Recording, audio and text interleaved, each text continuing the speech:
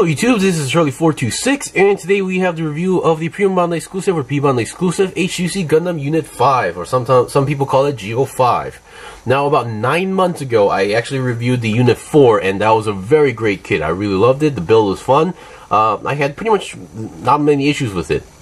Now, this kit is exactly the same kit as, build-wise, is the main mobile suit itself, is pretty much the exact same kit as the Unit 4. So, for those who built the Unit 4 kit, should know what to expect from the Unit 5. The only difference would be the color and the equipment. Mostly the backpack equipment, but still, you get what I mean. Now, these two units were seen a little bit late on the 1 Year War, so they didn't see as much action compared to, let's say, the original Gundam Arc 78, but still a good amount, if you ask me.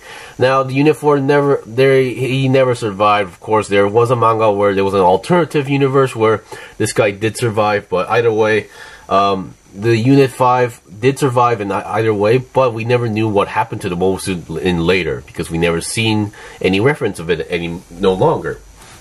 Now, the kit-wise, for those who know, those who built the Master Grade version should know that these things have a normal mode and a booster mode, or more like a booster pack. So this is the standard mode, which the shoulders may seem a little bit empty, and then you might notice there's something missing from the backside, especially the waist section.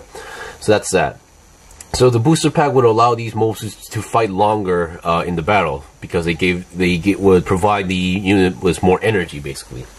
Alright, so before we go on to the components, let's talk about leftover parts. So, let's go with the leftover parts now. Because it's pretty much identical as the Unit 4, they actually give you just some plates that are just pretty much from the Unit 4. So here are some leftover parts. These two parts, as far as I remember, should be from the large mega beam cannon from the backpack. So those are leftover parts. You don't actually use those on Unit 4 because on Unit 5, because Unit 5 uses a Gatling gun. And then here we have an extra trigger finger for the right hand. You do technically get one, so I believe this is the more specific one that you use on a specific weapon. So yeah. And then this may look like a polycap, but no, this is actually a plastic piece that looks like a polycap, piece, but still, you get the idea. And then here we have a Gatling gun part. So you do get two colors. You get a white one and a gray one for the front section, but obviously use the gray one. The only reason why we have a white one here is that while building the handle part right over here is white. So I believe they just added.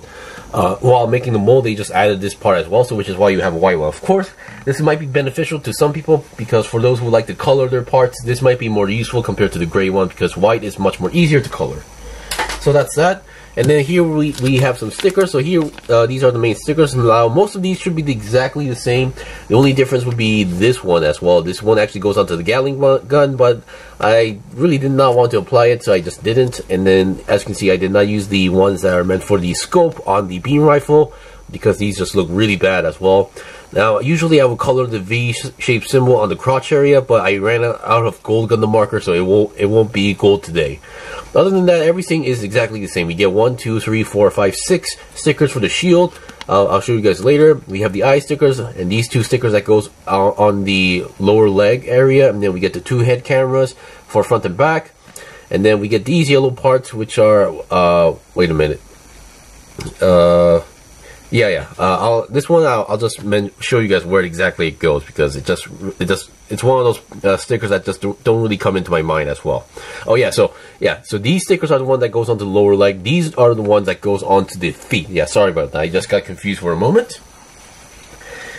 Alright, so, and here we get some sticker decal sheets. Nothing too special about these. The placement of these stickers are all mentioned on the manual, so you don't really need to worry about that as well. Alright, so let's talk about components. So first of all, what you get, of course, is obviously the mobile suit itself. The manual will tell you that the kit does have a normal mode and a BST mode, which stands for booster. So you would definitely start with making the standard mode as well. So as long as you follow the manual, you should have no problems at all. And then I'm using the multi-purpose hands on left and right. And then on the backpack, we have 2 beam saber hilts attached to the backpack. Now here are all the components or equipment that you should be getting. So number 1 here is the shield. As I mentioned, it's the exact same shield as the Unit 4, but the only difference is that instead of blue, we get red stickers. So 1, 2, 3, 4, 5, 6 stickers as well. There's no folding gimmick because this is a single solid piece. Now on the other side, we have these parts as well. Now we get this shield connector for the arm. This part goes onto the arm, and then the connecting parts are all ball joints. So since it's on a ball joint, you can rotate them around, and then you can have a little bit of a wiggle movement going on there as well. So pretty much what you expect. And for those who already have the Unit 4, you should know pretty much everything here as well. Now here we have the beam rifle. I believe they call it the hyper beam rifle or something like that for this unit. So pretty much standard. You snap two pieces. Well, you attach the scope and extra handle here first, and then you snap two pieces together, and you're good to go. We have a trigger finger here as well, but now this trigger finger is also meant for the Gatling gun, but there's something I really need to talk about the Gatling gun, so which is why I'm not going to be using this hand for the Gatling gun. So that's that. And then obviously we get two beam saber effect parts, since we have two beam saber hilts. Pretty much standard. And here are the shoulder parts that are meant for the Bst Pack or booster pack. So keep in mind the one extra yellow vent has to be in the front, because the one on the back there's nothing on the back as well. So these attach to the shoulder very well. These are not loose in any way, so you don't need to worry about that. And here is the equipment.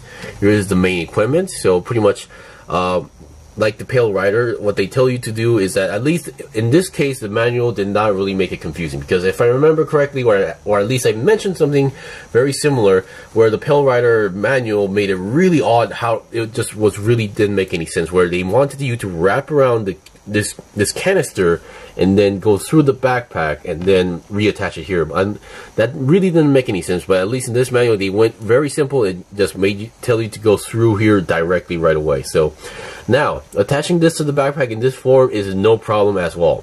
Now holding the gun with this in this format is very, very difficult. I'll get into that later. So for those who've seen my picture last night on Facebook, I had been struggling for about 15 minutes to get into that pose, because there were just so much problems with the hands that I almost screamed. Alright, so before we go into the demonstrations, I did say that the articulation is pretty much the exact as the Unit 4, but we'll just go through it really quickly. And also, for those who are wondering, yes, I have reviewed the Pale Rider Space Type, and the Gatling gun itself is identical as this. The only difference would be this connecting part here, because this one does not have this extra poly cap right over here. So that's that. Alright, so let's go over the review. So just in case, despite this being the BST mode, you should get the idea. So as you can see, it's pretty much identical. Oops, I guess the arms should be like this. So yeah, so the arms are pretty much identical. Color is identical. I mean, the color format is identical. So the only difference between these two kits, mobile suit wise, is the color. And the main difference would be the equipment on the back. So that's that. Alright, so let's go over articulation really quick. Alright, so here is the head. So the head is pretty much simple and basic, nothing too difficult to make. We have the head camera front and back as well, easy to apply. And the eyes are obviously a sticker, and then those yellow vents are also color separated parts, including the chin. So the head can go down that much, up that much, and then 360 should be no problem as well. Now I have a few cases where the V-fin would pop out, not break, but just pop out. So I'm not sure why, but still, it's no big deal. Now the main body has a nice, like a small ab crunch going on here, but although I'm not really sure if this counts as an ab crunch, but still there is slight movement going on there. And then 360 twist is not possible because there are some parts colliding with each other as well. Now the arms, we have these parts as well. This one on the side can go moves like this. Now this is pretty much for the booster pack, and if you want to attach it, basically you have to lift this section up here as well. But before we attach it, let's see how the articulation is without the shoulder armor. So we have a nice forward and backward movement going on here, and then 360 twist is possible because the main connection is a ball joint, and then the arms can go about almost 90 degrees to the side. It's just that it's slightly limited, but if we use the connector here as well, we can go about a little bit more. And then we have a 360 twist on the entire lower arm as well, or just the entire arm itself. Now, the best part of the units 4, 5, and 6, including the Gundam Mudrock, is the rotating lower arm. Now, a lot of mobile suits would suffer from the Alex syndrome. What the Alex syndrome is basically, if you look at the original art style of the Gundam Alex, the arms are always positioned like this. So the problem is, and every mobile suit would be drawn like this. And now the problem is that you can't bend it. You can't bend it. And if you see the like some art style or animations of the Gundam Alex, it would be like in this position as well. But usually we would imagine that the Gatling gun would be on this side, but it's actually on the lower side. So when you actually buy the kit, you have to rotate not 90 but 180 degree as well. And sometimes this position, making it in this position might look very awkward as well. So what they did was the Unit 6, of course, because Gundam Mother Rock came out first, and then 4 and 5 is that they allowed this lower section of the arm to rotate on its own. So this is very cool. You can rotate it on its own, and then you can put it in this position and still bend it like this. And then, heck, you can even bend it, you can move it to this position and slightly bend it a little bit more as well.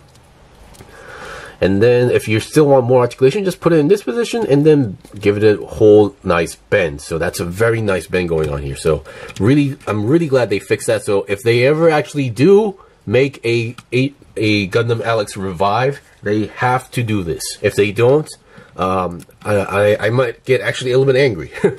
Just wanted to point that out. And for those who don't know, there is a small mini beam gun in the arm. For those who play Gundam Battle Operation 2 should know, or Operation, I guess. Now, the front skirts are pretty much what your standard would be. They come in a single piece, but you can divide them. But for now, I did not. And then those are all color-separated pieces. The V symbol should be yellow, so they give you a sticker. But usually I would color them, but I did not color because I ran out of ink. The back skirt does not move. Side skirt also moves as well. Side swivel is present, and then we can go about almost 90 degrees, but less than 90 degrees because of the front skirt. I believe if I separate those, I could go a little bit more as well. And then back, not so much. Side, almost 90 degrees as well. And then we have a nice movement here where you can move the legs together. There is the action-based connector there, and then we have a nice bend going on there as well. And then your feet are your pretty much standard ball jointed feet as well, so no problem there. And here is that sticker I was talking about. Here is one of those stickers. And then if you look at the feet, there's another sticker right over here. I believe on the Unit 4, I may have not applied one of those stickers, but who knows? Or I could be remembering a little bit differently.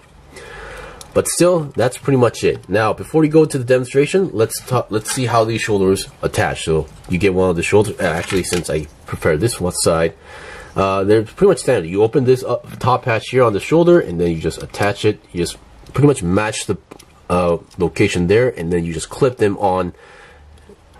And yeah, that's how you attach it. And definitely looks much better compared to not having that. And it doesn't really affect the articulation as much as you think. So there we go. So and then the way how you attach the backpack is pretty much simple. There is this peggish part here. Let me get this away. So there's this part right over here. It's kind of interesting how they connect. So, and then you just attach this to the backpack like this, and then just reattach it here. Make sure, oops, that was close. Now make sure that the belt is below the backpack, and then you should be good to go. And then there you go. You have all the equipment except for one side of the shoulder. Now, the Gatling gun is still on. There's this extra joint here, so you can move it slightly up and down as well. Now, holding the Gatling gun is a whole different story, so I'll be right back with that part as well. Okay, I'm back. So currently, here's this part I need to mention. So I was able to hold the Gatling gun where the manual wanted to hold it. However, I had to give some changes. Number one, so usually they will originally tell you to use the same trigger finger, so this trigger finger onto the handle. Now the problem I had last night was that, okay, so I could technically slide the handle into the trigger finger hand, but not into the standard hand onto the multi-purpose hand, because the multi-purpose hand is just not enough space, basically. Now the Pale Rider was able to hold it, but I actually had to compare hands with the Pale Rider Space Type, and the Pale Rider Space Type actually had a larger hole on the multi-purpose hand. But in this case, this one is a much more smaller multi-purpose hand. Is what I mean by smaller, I mean the hole, so it's not possible. So what I had to do is I sanded down the handle a little bit so it would just slide in right over here. So So I fixed one problem there. The main problem I had was that if I had to do it here, so the handle would just break off. So for these multi-purpose hands, the way how they work is that the handguard is where you can take off the handguard and then you can reveal the placement where to hold the weapon. So that's that. While the trigger finger hand, on the other hand, is a different connection. So you have to take the front part, the other finger part comes off and reveals the empty space. Now, because of this aspect, the grip here is not that strong. So what happened here, every time I would try to do something, this would pop off and disconnect with the weapon. I had that issue so much. And then the fact that the manual tells you that the Gatling gun is supposed to be held with two hands, and then the left hand with the right hand for the handle, and then the left hand for the second handle, as you see in this part right over here. And then this is where you put the sticker right over here for the Gatling gun. But I did not apply that. But so every time I would attach this, the other hand would disconnect, and if I do it the other way around, it's just the same thing would happen. So I sanded down the handle a slight bit so that the hand would fit into this multi-purpose hand. So that's one problem solved. The second problem here is that the placement.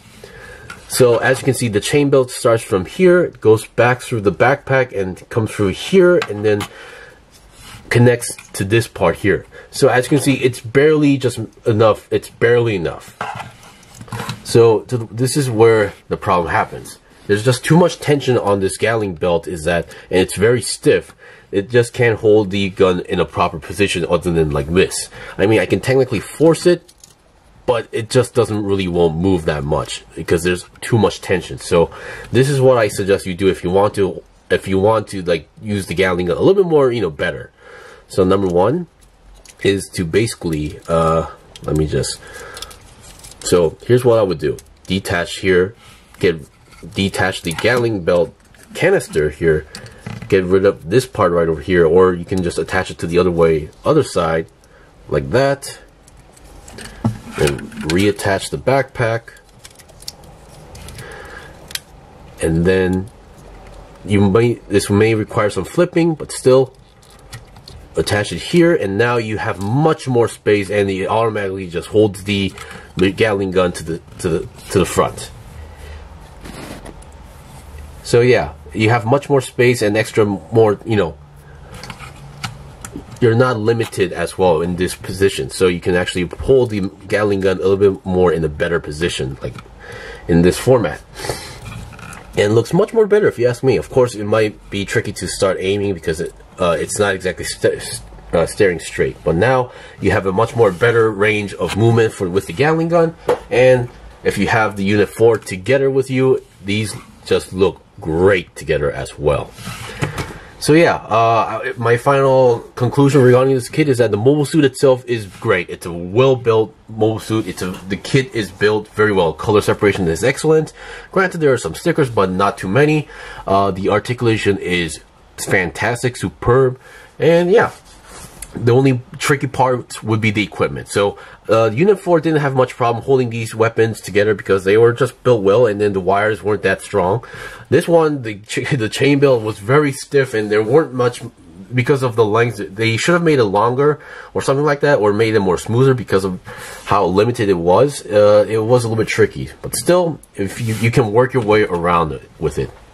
Anyway, that's pretty much it. I did not demonstrate the shield or the beam saber or the beam rifle because they're pretty much the exact same identical one as from the Unit 4, so I don't think it's really necessary for me to show those as well. Anyway, this is pretty much it for the review for the P-Bandai exclusive or P-Bandai exclusive HGUC Gundam Unit 5. If you guys got any questions or requests, leave a comment below. I still have more stuff to buy and build and make reviews on, so please stay tuned. Hopefully next week something arrives, but if not, oh well. Until then, see you guys next time.